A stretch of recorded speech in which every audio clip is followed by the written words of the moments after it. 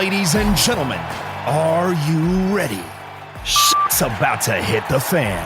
Welcome to Unsanctioned Thursdays on Wrestling with Freddie.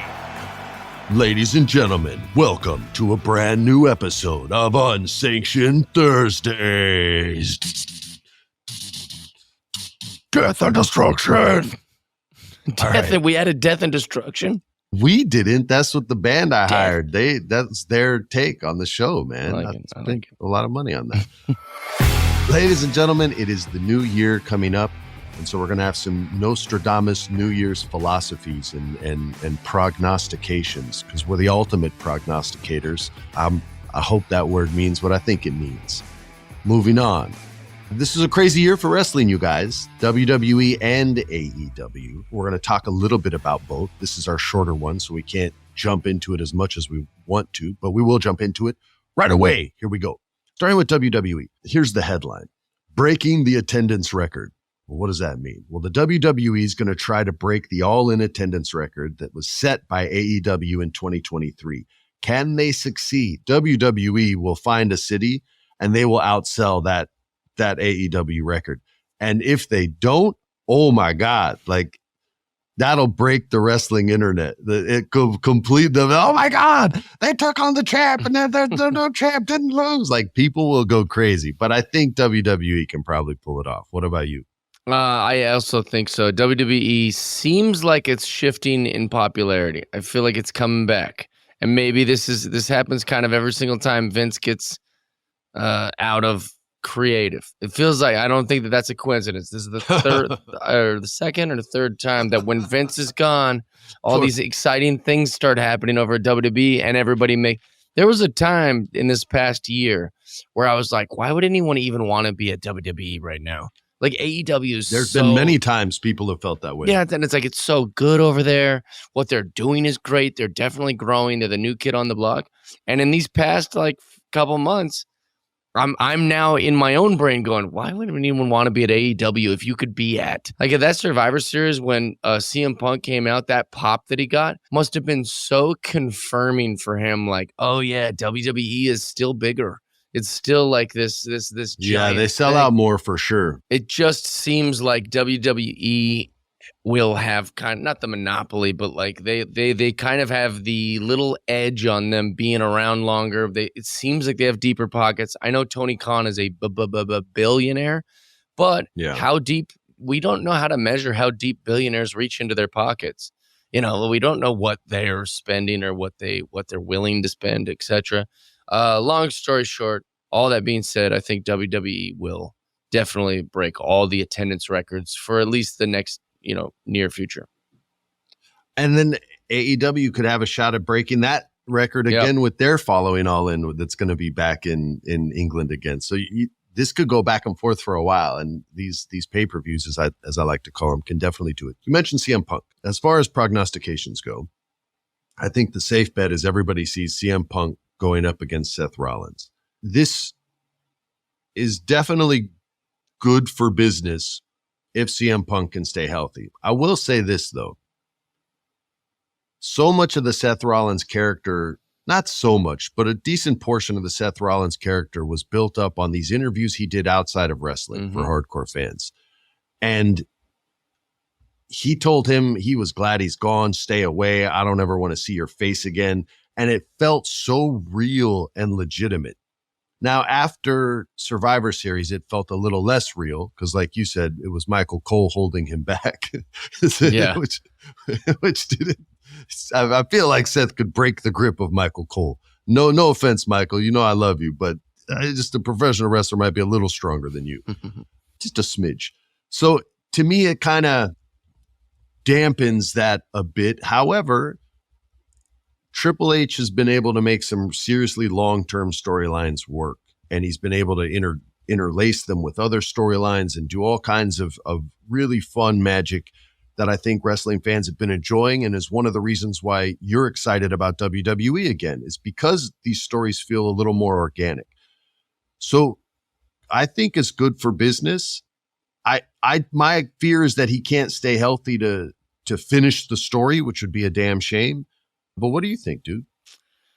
I have been asking myself since the return of CM Punk, do I really care about him in the ring? Do I really want to watch him wrestle?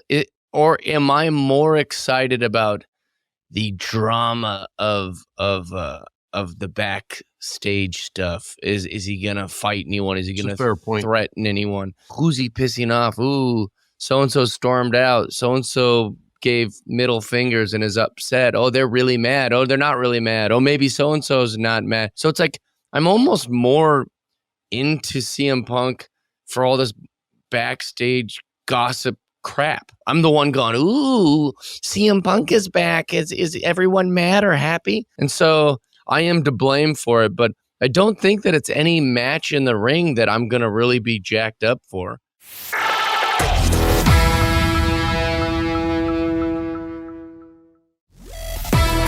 I think that I'm predicting for myself that I think I'll pretty quickly not care pretty soon about CM Punk being in WWE. I'll close it as far as the WWE side of this goes on this. I don't know how much backstage stuff you're going to see because it's a corporate world there now, and that's not going to fly. There may be a lack of television time because he'll take up a lot just based on people compelled to watch him. But I hear you, man. You've also, I think it's fair to say that you try to focus or give focus to the new generation and see what they've got. And that takes away time from the new generation with those long promos and things like that. Jumping over to AEW, new arrivals. People think Sasha Banks may be one to go over there, but we could prognosticate on that. I'd like to focus a bit more on Will Ospreay, who will be starting very, very soon. And I think February or March is when he's going to debut. And after he has his first match against whoever, I don't care who it is, he's going to win. He is going to be the front runner to finally dethrone the AEW world's greatest champion that they've ever had, Mr. Maxwell Jacob Friedman. I don't know if Max wins that match. I think Will Ospreay is going to get a rocket ship strapped to him, and I think it is going to be propelled to the world championship, and I don't see him taking many losses on that journey. His promo work was supreme. Even when he gets mad at the crowd, they can't get mad back.